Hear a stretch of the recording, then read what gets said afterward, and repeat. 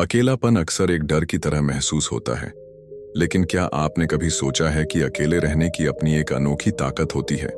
जब हम अकेले होते हैं तब हमें खुद को समझने, अपनी सोच को गहराई से देखने और आंतरिक शांति को महसूस करने का मौका मिलता है।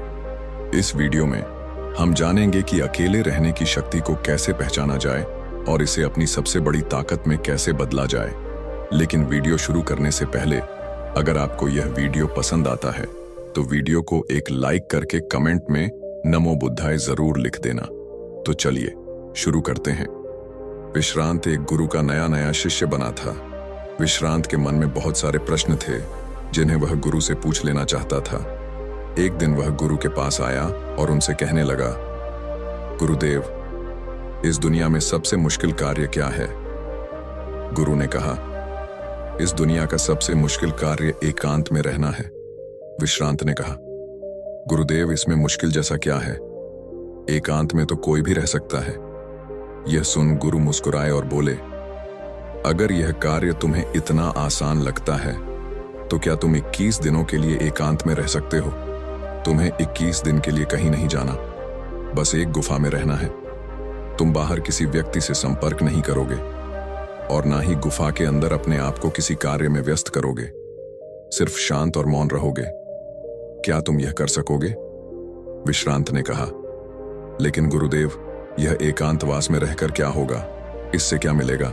गुरु ने कहा, जो मिलेगा वह तो तुम्हें पता चल ही जाएगा, लेकिन प्रश्न यह है कि क्या तुम इतना आसान कार्य कर पाओगे? अब विश्रांत तैयार हो गया। गुरु अपने शिष्य विश्रांत को एक गुफा में ले गए और वहां उन्होंने उसके 30 दिन के खाने पीने का इंतजाम कर दिया और कहा, गुफा का द्वार खुला है। जब तुम्हें लगे कि तुमसे यह नहीं हो रहा तो तुम बाहर आ सकते हो। अब विश्रांत गुफा में प्रवेश कर गया। पहला दिन विश्रांत ने बहुत ही आसानी से गुजार लिया। दूसरे दिन उसे अजीब सा महसूस होने लगा। उसका मन बार बार बाहर की ओर भाग रहा था। उसे घुटन हो रही थी। वह इधर उधर टहलने लगा और घबराने लगा, पर जैसे तैसे उसने दूसरा दिन भी गुजार लिया। पर तीसरे दिन वह बहुत बेचैन हो गया। उसके मन में विचार आने लगे कि वह यह क्या बेकार का काम कर रहा है। बाहर पता नहीं क्या क्या हो रहा होगा और वह यहाँ गुफा में बैठा है। वह तीसरे दिन ही गुफा से बाहर आ गया और गुरु के पास पहुंचा। अपने शिष्य विश्रांत को देखते ही गुरु मुस्कुराए और बोले, आओ विश्रांत, मैं तुम्हारा ही इंतजार कर रहा था। 21 दिन एकांत में रहने की बात हुई थी, तुम तो 3 दिन में ही बाहर आ गए। विश्रांत ने कहा, पता नहीं गुरुदेव, पर मैं अंदर से बहुत अधिक बेचैन हो रहा था। बस बार बार बाहर जाने का मन कर रहा था। इन 3 दिनों में मैं एकांत भी नहीं रह पाया। मन में बहुत सारे विचार, भावनाएं, कल्पनाएं और बहुत कुछ चल रहा था। कोई मुझे बाहर की ओर खींच रहा था। गुरु ने कहा, वह कोई और नहीं, तुम्हारा मन था। मन को एकांत पसंद ही नहीं है। वह हमेशा किसी दूसरे को ढूंढता रहता है, लेकिन जब उसे कोई दूसरा नहीं मिलता, कोई दूसरा दिखाई नहीं देता, तो वह बेचैन हो जाता है। इसीलिए तो तुम्हारा मन तुम्हें बाहर की ओर ले जाना चाहता था और तुम बाहर आ गए।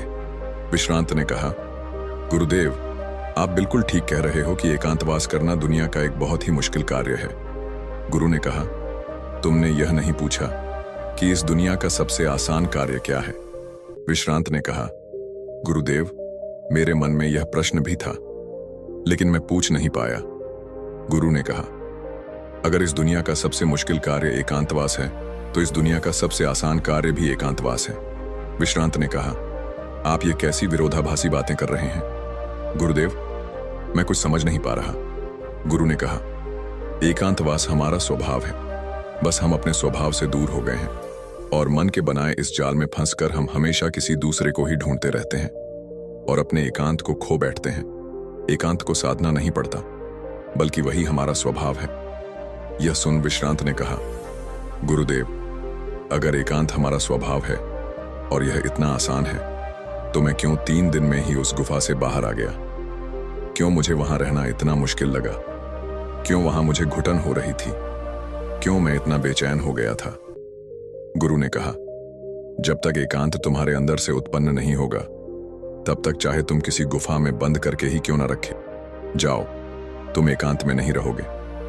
वहां भी तुम अपने आसपास भीड़ एकत्र कर लोगे और वह भीड़ तुम्हारे मन के भीतर होगी। इसके बाद गुरु शिष्य विश्रांत को एक नदी के पास ले गए और कहा, इस नदी पर बांध बांधना हो तो तुम्हें कितना समय लगेगा? क्या तुम उसे आज के आज बांध सकते हो? विश्रांत ने कहा, नहीं गुरुदेव, भला एक दिन में यह कैसे संभव होगा? 2 दिन, 3 दिन या 4 दिन में भी नहीं होगा। इसमें बहुत समय लगेगा। पहले योजना बनानी होगी, फिर धीरे धीरे बांध की तैयारी होगी। आने वाली हर समस्या को देखा जाएगा और उससे निपटा जाएगा, और धीरे धीरे समय के साथ बांध बनकर तैयार होगा। गुरु ने कहा, ठीक कहा तुमने, और बिल्कुल इसी तरह मन की नदी पर धीरे धीरे बांध बांधा जाता है।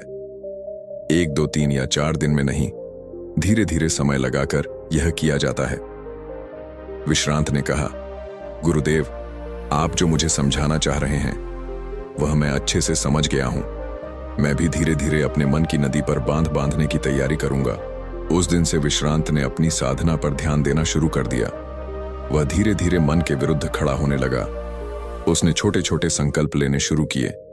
उसने बहुत सारे संकल्पों को पूरा किया और बहुत सारे संकल्प उसके अधूरे रह गए जो बीच में ही छूट गए थे। पर हर बार वह और अधिक मजबूत होता चला गया। हर संकल्प पूरा होने के साथ उसका खुद पर नियंत्रण बढ़ता चला गया। समय के साथ उसके छोटे छोटे संकल्प बड़े संकल्पों में बदलने लगे। फिर एक दिन उसने संकल्प लिया और वह उस गुफा के अंदर चला गया। 21 दिन वह उस गुफा से बाहर नहीं आया। जब 21 दिन बीत गए तो गुरु को अपने शिष्य की चिंता हुई और वह उसे देखने गुफा के अंदर चले गए। उन्होंने देखा कि उनका शिष्य विश्रांत बिल्कुल शांत होकर एक स्थान पर ध्यान में बैठा हुआ है। इसके बाद शिष्य और गुरु दोनों उस गुफा से बाहर आ गए। दोस्तों, अब आप सोच रहे होंगे कि इस एकांतवास की कहानी का मतलब क्या है। वास्तव में एकांत वह चीज है जो हमें सत्य दिखाता है, शांति दिखाता है। हम सब अपने जीवन में बहुत छोटी छोटी चीजों में उलझे रहते हैं जो असल में इतनी मामूली हैं कि उनके होने या ना होने से कोई फर्क नहीं पड़ता, पर हमने उनको इतना बड़ा बना लिया है कि वह हमारे जीवन में बहुत मायने रखती हैं और हमारा जीवन उनके चारों ओर घूमता रहता है और हम वहीं के वहीं भटकते रहते हैं। इस दुनिया में कोई भी नहीं बचा, चाहे कोई कितना ही बड़ा इंसान क्यों ना हो, कितनी भी अकड़ के साथ क्यों ना खड़ा हो, सब मिट्टी में मिल गए हैं।